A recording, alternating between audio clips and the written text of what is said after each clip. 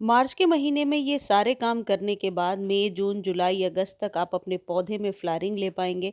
मार्च के मंथ में ये जानना बहुत ज़रूरी है कि किन पौधों को धूप में रखना है, किन्हें शेड में रखनी है और वो कौन से पौधे हैं जिन्हें खाद देना ज़रूरी है।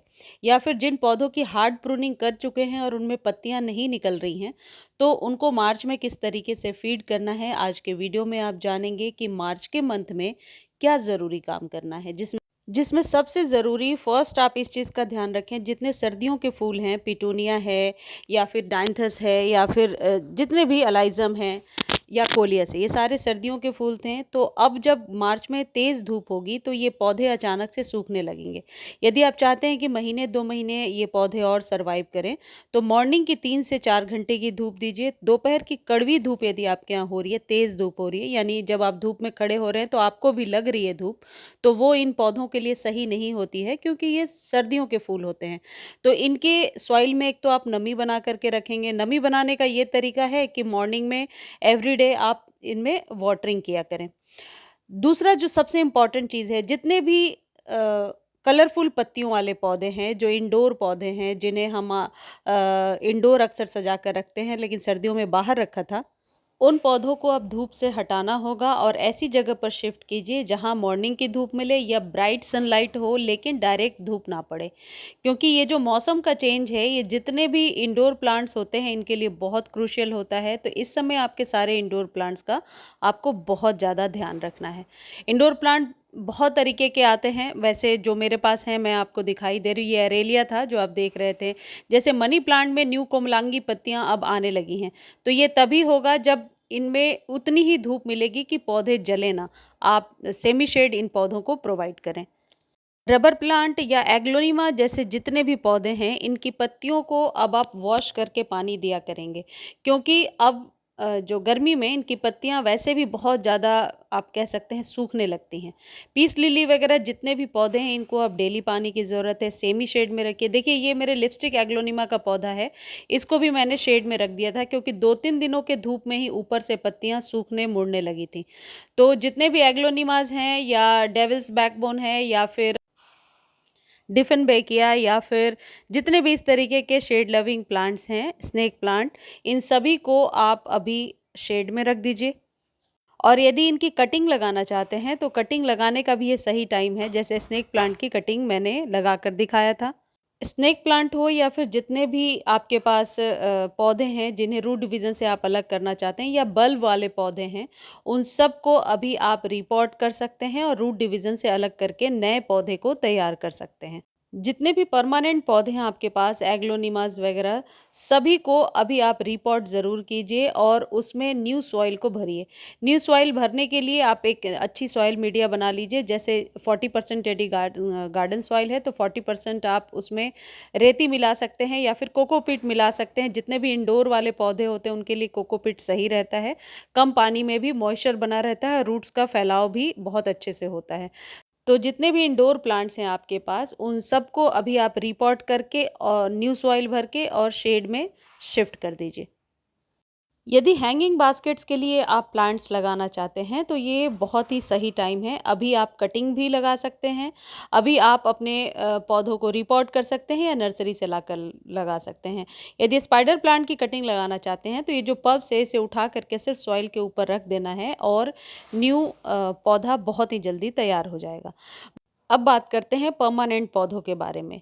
तो ये चौथा सबसे इम्पोर्टेंट काम है जो आपको करना होगा। आपके पास जितने भी परमानेंट पौधे हैं उनकी सॉइल अब बहुत ज़्यादा सूखेगी। यदि आपने फैब में कट कर दिया होगा तो इस तरीके से न्यू शूट्स आने लगी होंगी। और यदि न्यू शूट्स नहीं आ रही हैं तो एक खाद मैं आपको बताऊंगी, वो डालिए। जितने भी पौधों की कटिंग करी है आपने, उसमें अब न्यू शूट्स अपने आप ही आने लगेंगी। अपने पौधे को सूखने से बचाने के लिए बहुत ज़रूरी होगा कि आप गुड़ाई करते रहें ताकि नमी बनी रहे। जो भी खाद पानी अभी आप दे रहे हैं वो जड़ों तक पहुँचे। मिट्टी ज़्यादा सूखने का भी रीज़न ये होगा कि एक तो पौधा ग्रो कर रहा है, दूसरा धूप बहुत तेज़ हो रही है। और यदि हम पानी रेगुलर अभी भी नहीं दे रहे हैं अपने पौधे को, तो फिर सॉइल बहुत ज़्यादा सूखेगी और जिन पौधों की कटिंग हुई है वो पनपेंगे नहीं। देखिए, ये बुगनविला है जिसको कि लास्ट टाइम हमने कट किया था और अब इसमें न्यू पत्तियां आ रही हैं।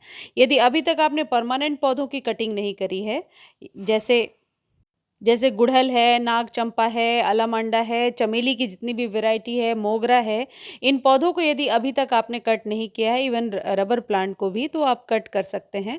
ऐसा करने से एक तो पौधा बुशी हो जाएगा और साथ ही जब उसमें न्यू ग्रोथ आएगी तो फूलों की संख्या भी बढ़ेगी। तो फूलों वाले सभी पौधों को अभी आप ज़रूर डीप प्रूनिंग कर, और यदि कर चुके हैं आप डीप प्रूनिंग, तो गुड़ाई करके खाद देने का ये बहुत सही टाइम है, मार्च के शुरू में ही। इस तरीके से गमले के चारों तरफ थोड़ी गुड़ाई करके पहले आप सॉइल को 2-2 इंच निकालेंगे। उसके बाद इसमें 1 चम्मच नीम खली और 1 चम्मच किसी भी प्रकार के कंपोस्ट को डालेंगे। फिर ऊपर से सॉइल को भर देंगे। ऐसा आपको अपने सभी परमानेंट पौधों के साथ करना है। ऐसा करने से आप देखेंगे कि जो पौधे शौक में जाते हैं, अक्सर गर्मियों में सूखने लगते हैं, खासकर तुलसी जी का पौधा जो गर्मियों में अक्सर सूख जाता है, तो आप ये वाला प्रोसेस करेंगे तो नमी बनी रहेगी। और मार्च का मंथ ऐसा होता है कि इसमें पौधों को खाद ज़रूर दे देनी चाहिए।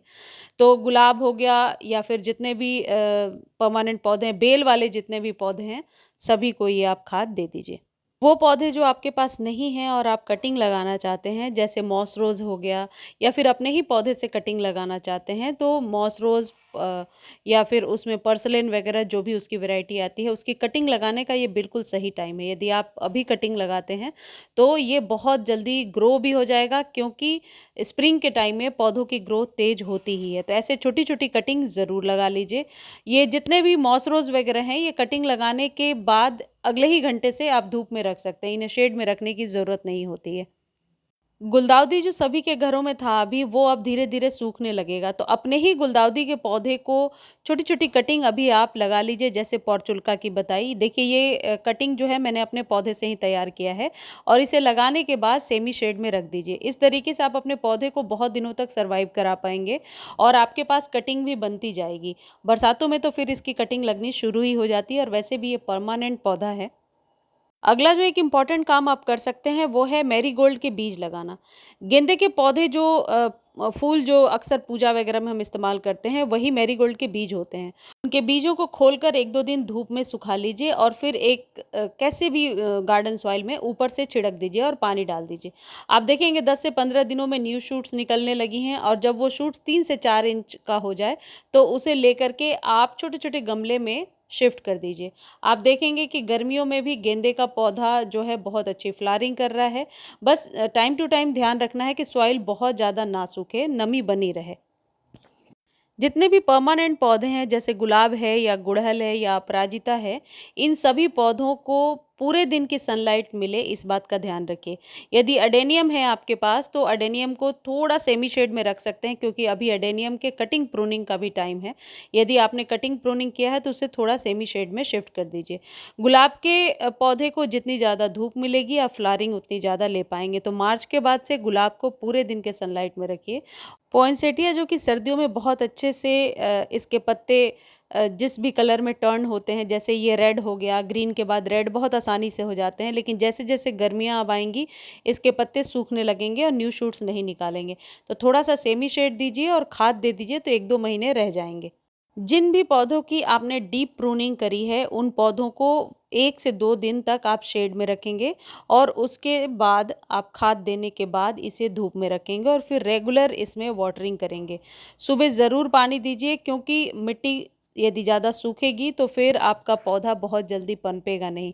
मिट्टी में नमी का होना ज़रूरी है। आपके पास जो भी खाद अवेलेबल है, वर्मी कंपोस्ट है, काउडंग मैन्योर है या फिर और जो भी खाद आप रेगुलर इस्तेमाल करते हैं वो इस्तेमाल कीजिए। यदि नहीं है तो खरीदने का लिंक डिस्क्रिप्शन में दिया हुआ है, वो आप खरीद सकते हैं। यदि आपने सभी पौधों की कटिंग प्रूनिंग कर दी है और पौधा मुरझाया हुआ सा हो रहा है, नई पत्तियां नहीं निकाल रहा है, तो ये आधे चम्मच एप्सम सॉल्ट को पानी में डाल करके और अपने पौधे पर स्प्रे कर दीजिए। आप देखेंगे न्यू लश ग्रीन पत्तियां बहुत जल्दी निकल करके आ रही हैं। मार्च में एक इम्पॉर्टेंट चीज़ आपको अपने पौधों के साथ करना, अक्सर आप देखेंगे तुलसी जी का पौधा हो या गुलाब है या गुड़हल है, इन पर ब्लैक माइट्स का अटैक होने लगता है। तो सिंपली आपको एक ही ट्रीटमेंट करना है। 1 चम्मच आप सर्फ ले लीजिए या शैम्पू ले लीजिए, उसे 1 लीटर पानी में डालिए और पौधों पर स्प्रे कर दीजिए। 7 दिन में एक बार ऐसा कीजिए, इसका कोई साइड इफेक्ट नहीं होगा। लेकिन कास्टिक जो होता है, कास्टिक सोडा, उस वजह से मिली बग्स वगैरह या फिर चींटियाँ हैं या ब्लैक माइट्स है, उससे ज़रूर आपको छुटकारा मिलता है। यदि पौधे में प्रॉब्लम प्रॉब्लम नहीं है तो 7 दिन पर रिपीट करने की ज़रूरत नहीं है, 15 डेज़ पर रिपीट कीजिए। यानी कि फ्रीक्वेंसी डिपेंड करती है आपके पौधे की हेल्थ पर, आपके पौधे का हेल्थ कैसा है। ये जो शैम्पू वाला जो ट्रीटमेंट है ये बहुत कारगर है। अच्छा, एक चीज़ और है, अब पत्तियों के सूखने का समय आ गया है, पत्तियाँ बहुत सारी सूखती जाएँगी। तो मैनुअली जो पत्तियाँ सूखती जाती हैं उन्हें निकालते जाइए, नहीं तो इससे फंगस भी क्रिएट होता है।